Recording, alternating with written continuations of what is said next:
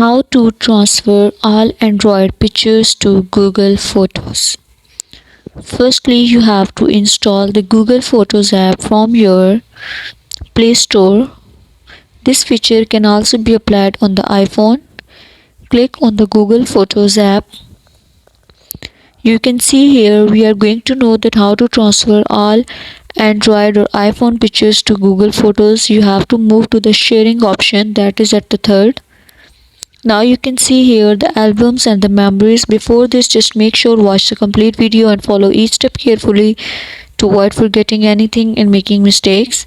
Select any of the folder, add a title and select photos. You can see your gallery will appear here. You have to select photos from here and click on the add, which is present at the right top corner. In this way, you can see all the photos will be transferred from your Android or iPhone to your Google Photos. That was all. Thank you so much. Please consider showing your support by commenting, liking, sharing and subscribing to our channel for more valuable content in the future. Your engagement is highly appreciated. I wish you very good luck. Thanks.